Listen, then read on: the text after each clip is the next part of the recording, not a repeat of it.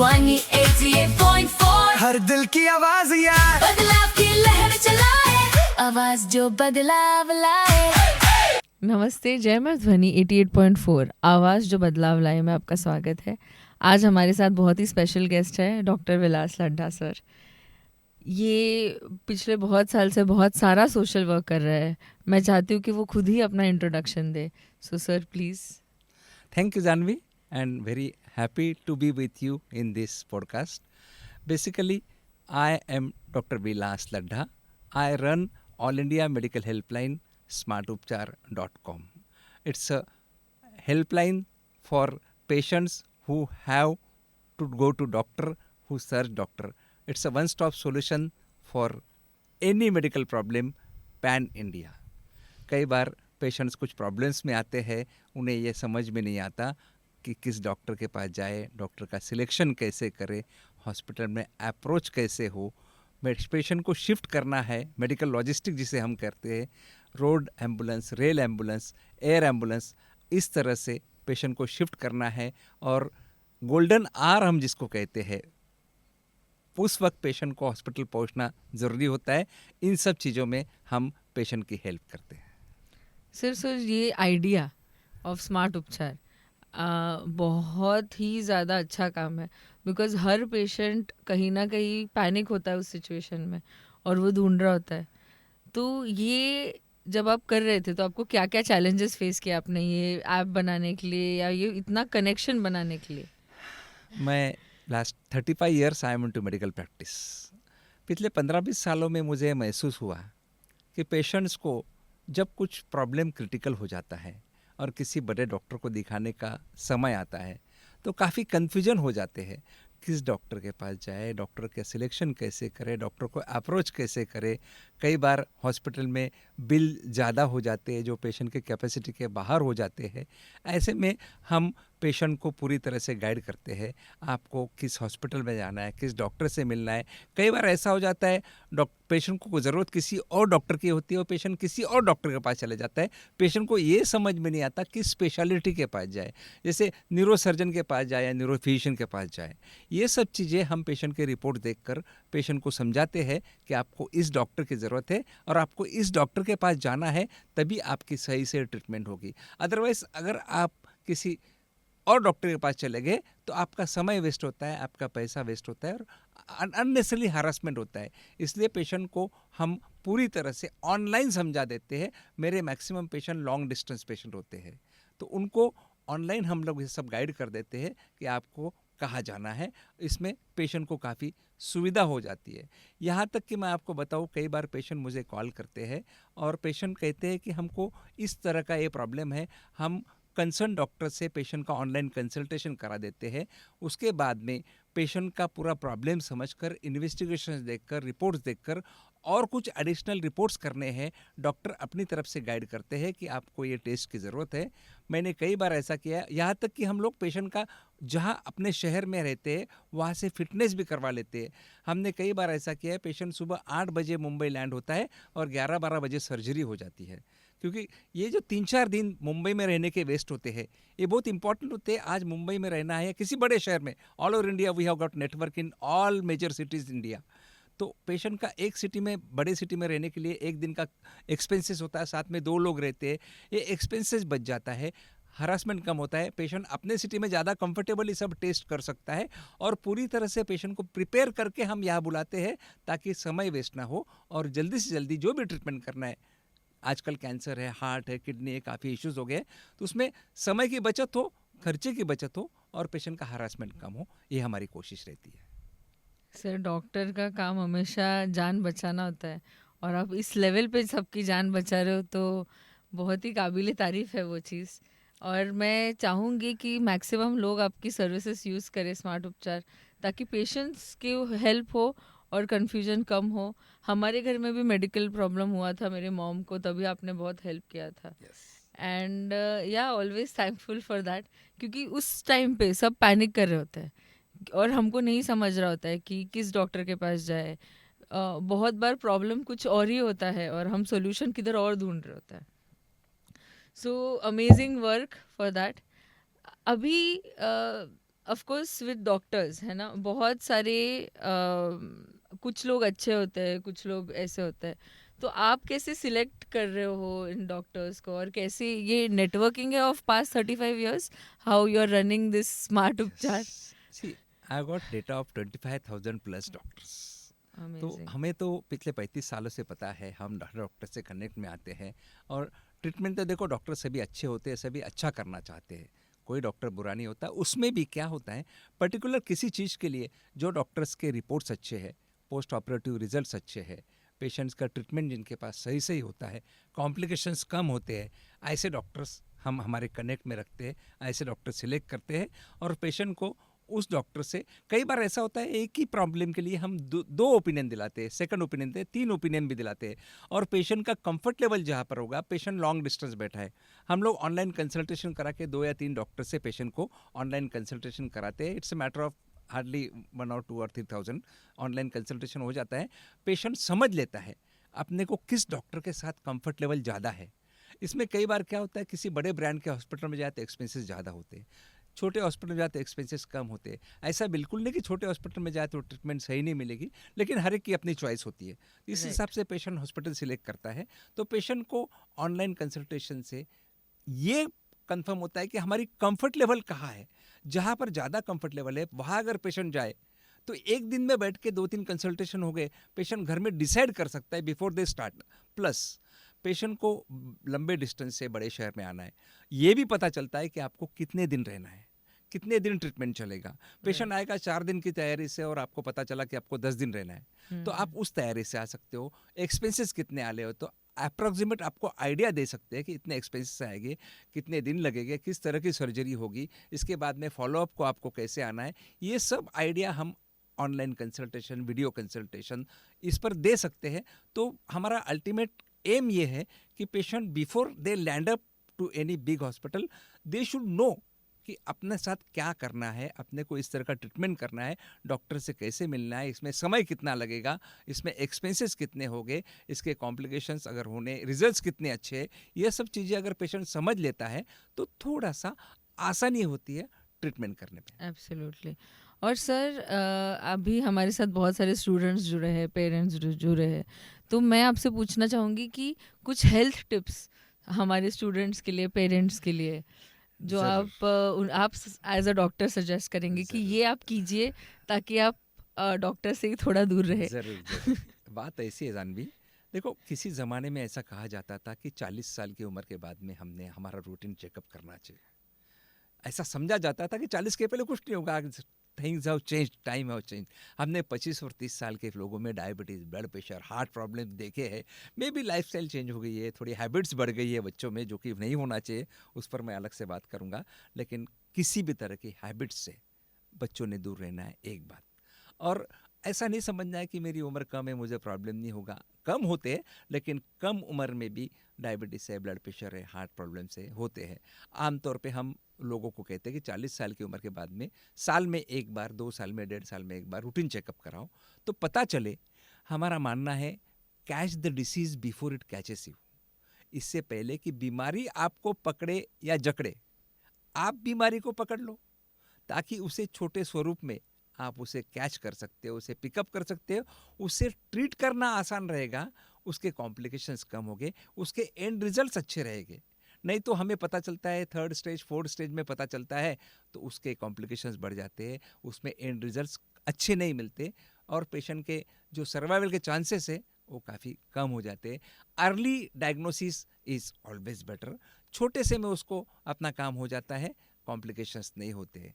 और स्पेशली मैं बच्चों से कहूँगा, स्टूडेंट से कहूँगा कि भाई अपनी हेल्थ का ध्यान रखो। अभी अगर आप अपनी हेल्थ बनाओगे, ओवरवेट होते हैं, एक्सरसाइज नहीं करते, खान पान का थोड़ा आजकल फास्ट फूड जैसी काफ़ी चीज़ें हो गई हैं जो हम थोड़ा सा अवॉइड करते हैं। हेल्दी डाइट, देखो हम संत महात्मा नहीं हैं, बच्चों को तो कभी इतना but at least once a week ठीक है।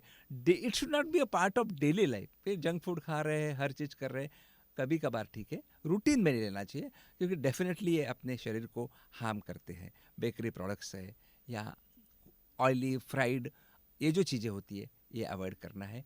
एक्सरसाइज ज़रूर करना है, योगा, प्राणायाम, मेडिटेशन, ये चीज़ें हमें ज़रूर करना है। और कहीं ना कहीं लोग आजकल मानने लगे हैं, इसमें अध्यात्म का साथ देना हमें बहुत ज़रूरी है। कहीं ना कहीं हमारे मेंटल स्टेबिलिटी के लिए अध्यात्म हमें बहुत ज़्यादा हेल्प करता है, और उसका हमें ज़रूर रिस्पेक्ट करना चाहिए, उसका साथ लेना चाहिए। सो सर, जैसे आपने अध्यात्म के बारे में बात किया, सो अध्यात्म आपके लाइफ में और in general mental state of patience है ना, जब क्योंकि पेशेंट जब भी बेड पे होता है हॉस्पिटल में, तभी वो मेंटली भी बहुत ज़्यादा ये हो जाता है, मतलब डिफीट हो जाते हैं कहीं ना कहीं। इवन पेशेंट के साथ जो लोग आते हैं वही वो भी होता है। पैनिक कर रहे होते हैं। तो वो टाइम पे कैसे अपना स्पिरिचुअल आप कैसे मेंटेन करते हो, और आप क्या सजेस्ट करोगे हमारे लिसनर्स को कि आप भी ये चीज़ करो उस पॉइंट पे, ताकि आपको थोड़ा कम स्ट्रेस हो उस सिचुएशन। ये आपने जो बात कही बिल्कुल सही है। सिर्फ पेशेंट नहीं, पूरा परिवार स्ट्रेस में रहता है। पूरे सभी लोग उस स्ट्रेस में रहते हैं कि बीमारी का क्या इलाज होगा, कैसे होगा, पेशेंट कैसे ठीक होगा।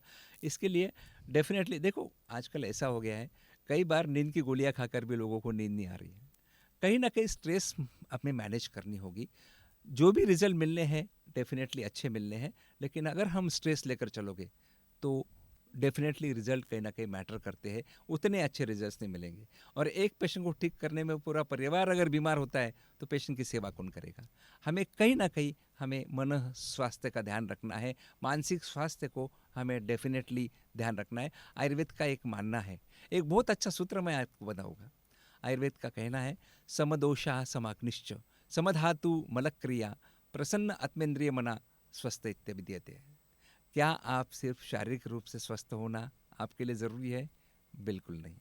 शारीरिक स्वस्थता के साथ साथ मानसिक रूप से, सामाजिक रूप से, आध्यात्मिक रूप से आपका स्वस्थ होना ज़रूरी है। तभी आप अपने आप को पूरी तरह स्वस्थ और हेल्दी कहलाओगे। आजकल ऐसा कहा जाता है हेल्थ इज़ वेल्थ, लेकिन वेल्थ कमाने के चक्कर में हम कहीं ना कहीं हमारी हेल्थ को निग्लेक्ट करते जा रहे हैं। इसलिए हमें हमारी हेल्थ का पहले ध्यान रखना। देखो, ये एक चीज़ है जो पैसों से खरीदी नहीं जा सकती। वेल्थ तो आएगी जाएगी, एक बार हेल्थ अगर चली गई तो उसको लाना थोड़ा डिफिकल्ट काम है। वो कभी पैसे देकर खरीदी नहीं जा सकती, उसे हमें बनाना पड़ता है, मेहनत करनी पड़ती है, उसके लिए डिवोट करना पड़ता है, अपने आप को स्टेबल रखना पड़ता है, और इसके लिए मानसिक संतुलन होना बहुत ज़्यादा ज़रूरी है। इसके लिए हम कई स्ट्रेस बस्टर्स का यूज़ कर सकते हैं, योगा प्राणायाम का यूज़ कर सकते हैं, या कहीं ना कहीं श्रद्धा हो। ऐसा ज़रूरी नहीं एक पर्टिकुलर गॉड में श्रद्धा, आप जिस भी भगवान को मानते हो, जिस भी शक्ति को मानते हो, उस शक्ति में श्रद्धा रखिए, और उस सुपर पावर को लेकर आप अपने आप को मेंटली फिट रख सकते हैं, तो आपको शारीरिक रूप से फिट होने में काफ़ी मदद मिलती है। Amazing sir. कुछ आप स्टूडेंट्स को कहना चाहेंगे with in terms of career guidance? अभी आई एम श्योर बहुत बच्चों को डॉक्टर बनना होता है या फिर अलग अलग फील्ड्स में जाना होता है, तो और फीस नहीं अफोर्ड कर सकते, बिकॉज आज के डेट में not everyone can become a doctor, है ना। 1 करोड़ 2 करोड़ आज की फीस भी बहुत ज़्यादा बढ़ गए हैं। तो कैसे बच्चों को हम गाइड करें इस सिचुएशन में, जो सच में बहुत पैशनेट है ये फील्ड में जाने के लिए, नीट पास कर रहे हैं, तो ये कैसे हम एज अ पेरेंट या एज स्टूडेंट्स हम खुद को या बच्चों को गाइड करें? देखो, डॉक्टर बनना वैसे एक तपस्या है। अगर आपको डॉक्टर बनना है तो 5.5 और 6 साल तो वैसे ही शुरू में लग जाते हैं ग्रेजुएशन में, पोस्ट ग्रेजुएशन में और 3 साल, सुपर स्पेशलिस्ट में 3 साल, मतलब एक तप लग जाता है पूरा सुपर स्पेशलिस्ट बनने को। उसके बाद में प्रैक्टिस सेटल करना है, तो आप में पेशेंस होना ज़रूरी है।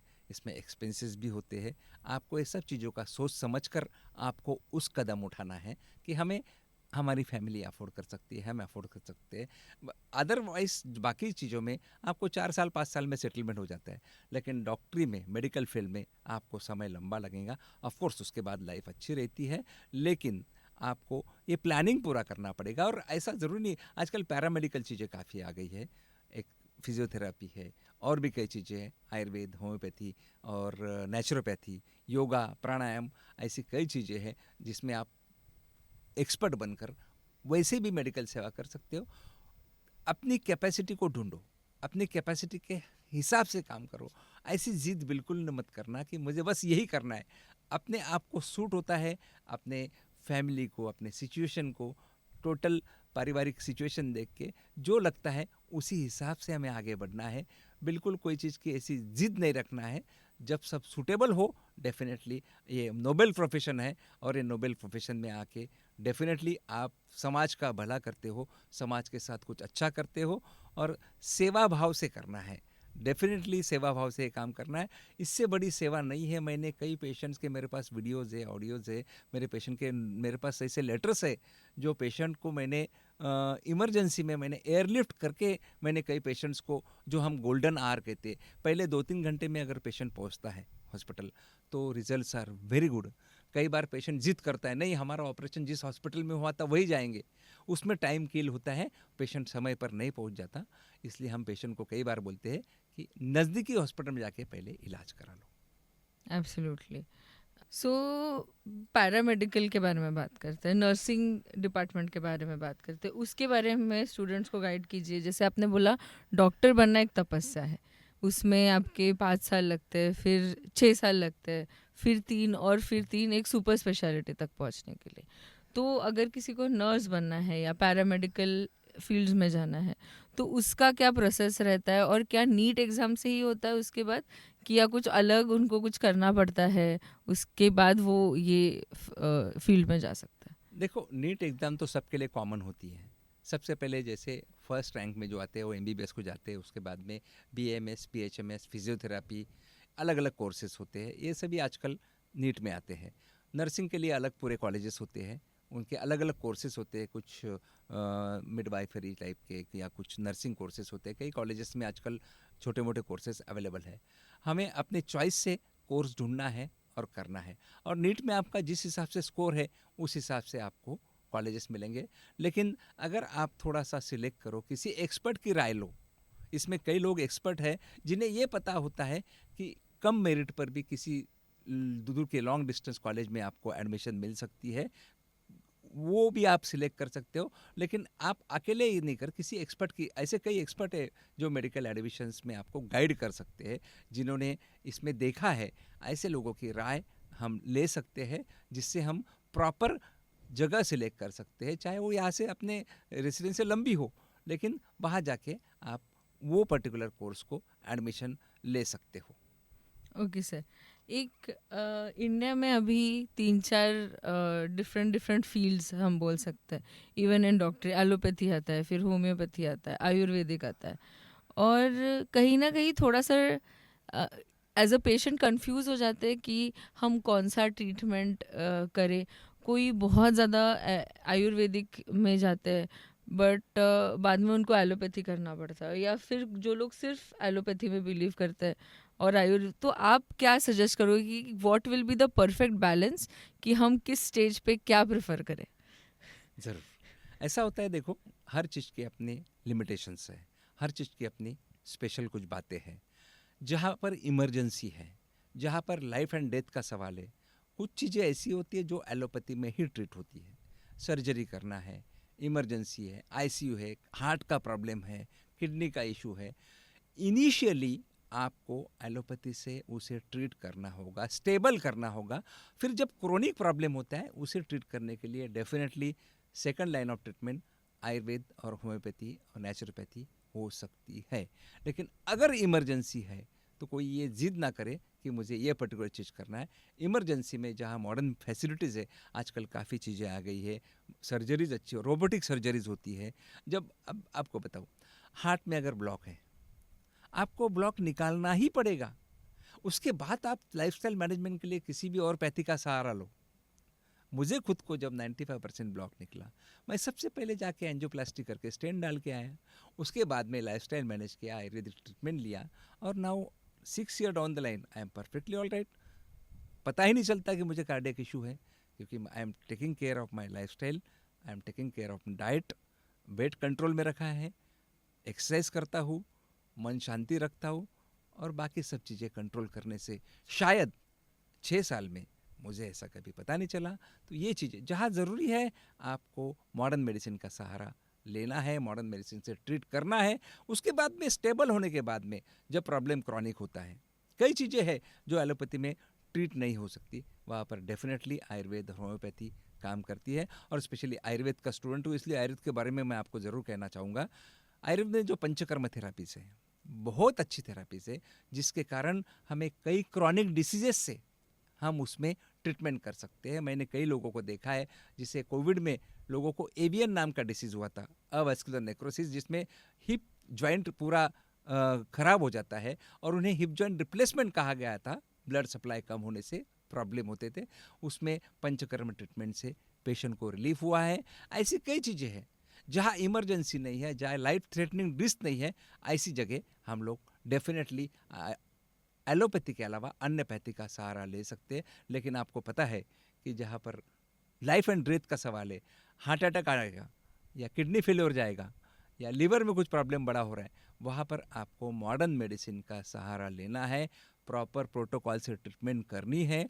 वो ट्रीटमेंट पूरी होने के बाद एज ए प्रिजर्वेटिव आप लॉन्ग टर्म के लिए कि दोबारा ऐसे प्रॉब्लम ना हो, आप डेफिनेटली बाकी सब पैथीज का सहारा ले सकते हो। Definitely there are fantastic results in Ayurveda, homeopathy, naturopathy, सभी पैथीज में बहुत अच्छे रिजल्ट्स है। लेकिन हर एक के अपने लिमिटेशन है, हर एक की अपनी मर्यादाएं है। हमें ये समझना है कि अगर हम कोई चीज़ की जिद करेंगे, नहीं नहीं मैं तो एंजियोग्राफी नहीं करूँगा, मैं बाईपास नहीं करूँगा, तो definitely you are carrying a risk.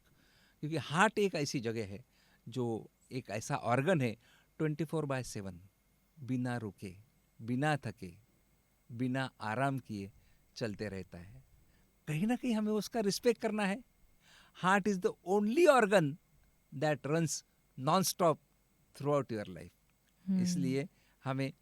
इसलिए मैं एक बात हमेशा कहता हूँ, मैंने एक बार कभी कभी ह्यूमर के तौर पर मैं कहता हूँ, हंसते खेलते रहना चाहिए, दिल खुलकर बातें करना चाहिए। एक हार्ट सर्जरी यूनिट के बाहर मैंने एक चीज़ लिखी थी, वहाँ पर ऐसा देखा था मैंने, अगर दिल खोल दिया होता यार दोस्तों के साथ, तो आज खोलना न पड़ता औजारों के साथ, खोलना न पड़ता इंस्ट्रूमेंट के साथ। मजाक अपनी जगह है, लेकिन हकीकत इसमें ये बात है।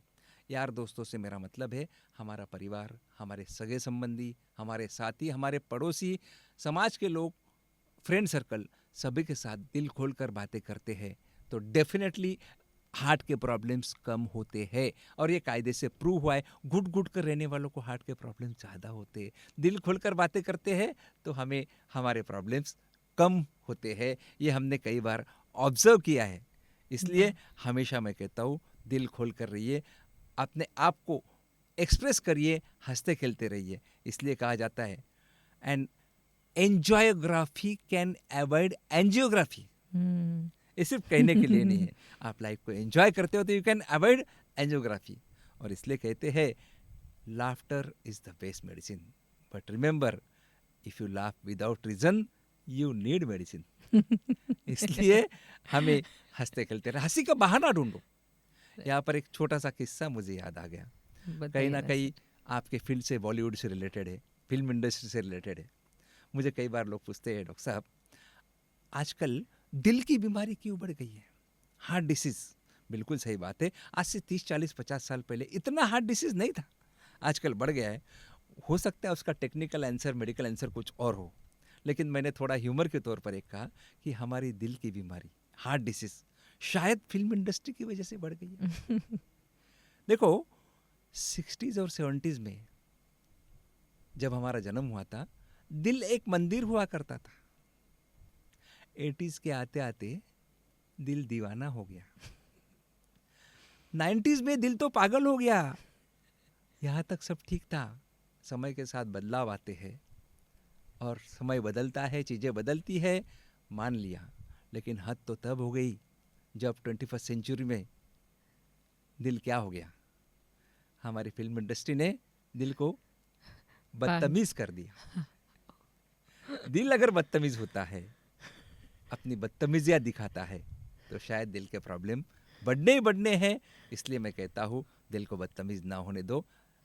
ये जस्ट एक ह्यूमर की तौर पर आप ले सकते हो, ये कोई हकीकत नहीं है या इसमें कोई ऐसा तो दिल को मंदिर रखना है। हाँ, दिल को मंदिर बनाए नहीं रख सकते, हम संत महात्मा नहीं है, लेकिन कहीं ना कहीं हमें दिल को संजोए रखना है, दिल को संभाले रखना है और हंसते खेलते रहना है।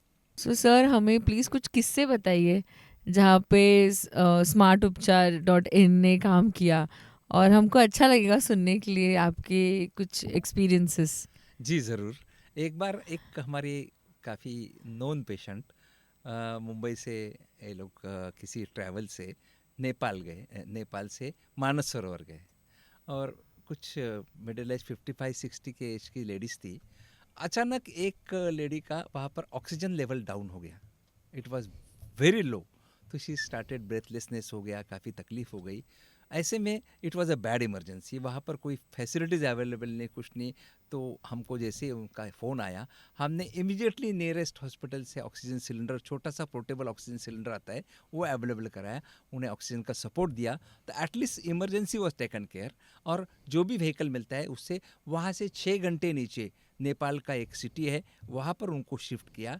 वहाँ से अगेन 6-7 घंटे का रास्ता था काठमांडू का, वहाँ काठमांडू के किसी अच्छे हॉस्पिटल में उन्हें एडमिट किया। और ये सब करते हुए रास्ते में बैकअप रखा, अगर इमरजेंसी आती है तो रास्ते में कुछ जो भी हॉस्पिटल्स थे उससे कनेक्ट करके उनको अगर ज़रूरत पड़े तो सपोर्ट देने के लिए patient was shifted to Nepal, Kathmandu में उसे 24 आवर्स में प्रॉपर ट्रीटमेंट देके पूरी तरह से सेटल किया, और बाद में एयरलिफ्ट करके बॉम्बे लाया। Patient was very happy. ऐसे कई किस्से हमारे साथ होते हैं। एक तो किस्सा बहुत अच्छा मैं आपको बताना चाहूँगा। एक यही कि हमारे लोकल पेशेंट है, उसे आपने सुना होगा, कोलोस्टॉमी नाम की एक सर्जरी होती है। जब किसी को रेक्टम का कैंसर हो जाता है, रेक्टम में जहाँ टॉयलेट की जगह होती है वहाँ से कैंसर हो जाता है, तो किसी कारण से वो परमानेंट बंद करना पड़ता है, और पेट में एक थैली लगा के वहाँ से स्टूल्स आते हैं, और ज़िंदगी भर आदमी को वैसे ही चलना पड़ता है, कोई और रास्ता नहीं होता है। तो पेशेंट को किसी एक हॉस्पिटल में सर्जरी फिक्स हो गई कि अगले दिन उसको एडमिट करेंगे और नेक्स्ट डे सर्जरी करके ज़िंदगी भर के लिए उसको वो थैली से चलना पड़ेगा, क्योंकि बहुत बड़ा ट्यूमर उसको रेक्टम में था। अब हुआ क्या, वो डॉक्टर अपना सही काम कर रहे थे कि वो निकालना ही पड़ेगा जान बचाने के लिए। वो मेरे पास आए। अब I told him, see I am not expert but I have got a team of experts, we can take second opinion. मैंने उस पेशेंट को किसी एक एक्सपर्ट के पास भेजा। उन्होंने बोला कि भाई 4 दिन 6 दिन सर्जरी लेट भी करेगा तो प्रॉब्लम नहीं। उन्होंने एक ही काम किया, वो ट्यूमर को रेडिएशन और केमोथेरापी देकर रिड्यूस कर दिया। इतना रिड्यूस कर दिया कि they could save the splinter, जहाँ से स्टूल्स बाहर आते स्प्लिंटर को सेव कर पाए। टेम्पररी कोलोस्टॉमी किया 6 महीने के लिए, उसको स्टूल का रास्ता पेट में से था, 6 महीने बाद हीलिंग हो गया, और पेशेंट को 6 महीने बाद वापस उसको जोड़ दिया।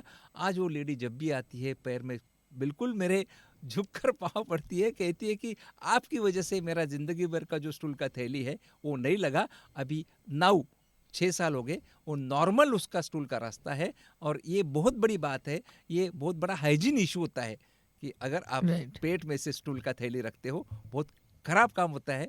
वो पेशेंट आज भी नॉर्मल तरीके से जी रही है। तो थोड़ा सा सेकंड ओपिनियन का ये फ़ायदा हमें होता है। हमेशा कोई भी चीज़ में पैनिक ना होवे। कोई भी सर्जरी करनी है, unless it is a very bad heart और कोई ऐसी सर्जरी होती है, उसमें इमरजेंसी ज़रूर होती है, लेकिन बाकी हर सर्जरी आपको समय देती है। हर जगह आप सेकंड ओपिनियन लो, थर्ड ओपिनियन लो, बाद में आप डिसीजन लो। कभी भी Right. कोई चीज़ में पैनिक नहीं होना है। अगर वो लेडी पैनिक होके अगर उस वक्त डिसीजन ले लेते उसके परिवार वाले, तो ज़िंदगी भर के लिए, क्योंकि वो स्प्लिंटर अगर कट गया तो कट गया, उसे सेव नहीं हो सकता। उसे सेव करने के लिए जो ट्रीटमेंट दी गई, ऐसे कई जगह प्रॉब्लम्स होते हैं। आप थोड़ा सा शांति से, पैनिक ना होते हुए डिसीजन लो, तो आपके रिजल्ट्स काफ़ी अच्छी। धन्यवाद। Right, absolutely. पैनिक नहीं करना है, कामली जो भी डिसीजन है, भले ही वो इमरजेंसी का हो या फिर सेकंड ओपिनियन का हो, वो पेशेंट को और या पेशेंट के फैमिली को कामली हैंडल करना है, यस, ताकि उस बेस्ट हम सोल्यूशन दे पाए। Yes, unless it is just very bad emergency, जैसे हार्ट का है। एब्सोल्युटली, हार्ट केस में भाई हार्ट अटैक आ रहा है, जहाँ पर आपका लाइफ एंड डेथ का सवाल है, गोल्डन आवर। डेफिनेटली आपको इमीडिएटली नज़दीकी हॉस्पिटल में जाके जो भी ट्रीटमेंट करना है वो करनी है। बाकी हर चीज़ होती है जो आपको समय देती है। ब्रेन में कुछ ब्रेन स्ट्रोक है, हार्ट अटैक है, ब्लॉक हो जाते हैं, ऐसी चीज़ों में आपको इमरजेंसी में सर्जरी करनी पड़ती है। बाकी सब चीज़ आपको समय देती है, और वो समय में आप प्रॉपरली समझ के सेकंड ओपिनियन लेके डिसीजन ले सकते आई थिंक ये क्वेश्चन से बहुत लोगों का होगा कि स्मार्ट उपचार does it also deal with accidents की रोड एक्सीडेंट्स जो होते हैं यस क्योंकि उसमें आई फील गोल्डन आवर ये चीज़ बहुत ज़्यादा इम्पोर्टेंट होती है यस जब कोई एक्सीडेंट होता है. यस ऐसे में हम हमेशा से गाइड करते हैं नज़दीकी हॉस्पिटल में जाए. सबसे पहले एक्सीडेंट में ब्लीडिंग होता है, ब्लीडिंग रोके. बाद में जो भी चीज़ें करनी है बाद में बड़े हॉस्पिटल में जाके हो सकती है. अगर कोई चीज़ का कहीं ब्लीडिंग हो रहा है, कहीं पर कुछ मार लगी है, कहीं स्टिचेस लेना है, ये चीज़ें आप नज़दीकी हॉस्पिटल में जाए. तो ऐसा कई बार हमारे साथ हाईवे पर होता है, किसी का फ़ोन आ गया, हम लोग इमीडिएटली हमारे कनेक्ट से नज़दीकी डॉक्टर से कनेक्ट कर लेते हैं, पेशेंट को वहाँ पहुँचा देते हैं, इमीडिएट ट्रीटमेंट हो जाती है. बाकी लॉन्ग टर्म ट्रीटमेंट करनी है, कई बार किसी को प्लास्टिक सर्जरी की ज़रूरत पड़ती है, ये सब चीज़ें आराम से की जा सकती है. लेकिन जो ज़रूरी है, कई बार मैं पेशेंट को बोलता हूँ, अब पेशेंट कैसे करता है कि भाई मेरा ऑपरेशन डॉक्टर ने किया था, उसको मेरे शरीर के बारे में पूरा पता है. तो मैंने ऐसे कई बार पेशेंट को देखा है कि वहाँ जाते जाते इतना लेट हो जाता है कि पेशेंट को प्रॉब्लम हो जाते. आप किसी भी तरह की इमरजेंसी में नज़दीकी हॉस्पिटल पहुँचना है, प्राइमरी ट्रीटमेंट लेना है, फर्स्ट एड लेना है, समझ लेना है, then you can go to the wherever you want. But initially आपको नज़दीकी हॉस्पिटल में जाना है और प्रॉपर ट्रीटमेंट लेना है. ये बहुत ज़्यादा ज़रूरी हो जाता है. Absolutely. Thank you so much sir, बहुत अच्छा लगा आपसे बात करके एंड हम ऑफ कोर्स आपको और बार बार सुनेंगे ही through our 88.4 and thank you for coming today. Thank you.